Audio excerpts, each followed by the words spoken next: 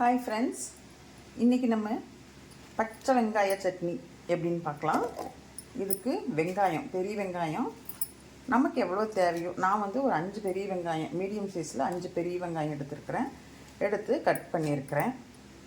5 பெரிய வெங்காயம், ஒரு 4 வரமிளகா, கொஞ்சம் புளி, தக்காளி ஒரு 3,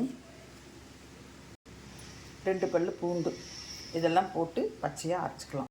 இது கூட கொஞ்சம் உப்பும் போட்டுக்கலாம். உப்பும் போட்டு தக்காளி நல்லா கட் பண்ணி போட்டு அரைச்சிடலாம். பாருங்கள், இப்போது பச்சை வெங்காயம், தக்காளி, வரமிளகாய் எல்லாம் போட்டு அரைச்சாச்சு. வடைச்சட்டி வச்சு நல்லெண்ணெய் ஊற்றிருக்கிறேன் தாளிக்கிறதுக்காக. கடுகு, உளுந்தம்பருப்பு பொரிஞ்சிருச்சு. இப்போ அது கூட 2 கருவேப்பிலை, வரமிளகா நம்ம தேவைக்கு இருக்க இது 2 பெரட்டி விட்டு ஸ்டவ் ஆஃப் பண்ணிக்கோங்க. இந்த சட்னி அப்படியே அதில் ஊற்றிடலாம்.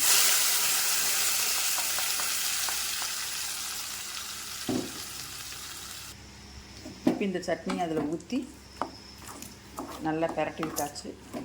இப்போது இந்த சட்னியை வந்து இட்லிக்கோ தோசைக்கோ வச்சு சாப்பிட்லாம். நல்லா டேஸ்ட்டாக இருக்கும். இது வந்து எல்லாமே பச்சையாக வதக்காமல் சட்னி ஈஸியாக பண்ணுறது. இப்போ வந்து நான் தோசைக்கு வச்சு சாப்பிட போகிறேன். இட்லிக்கு செம சூப்பராக இருக்கும்.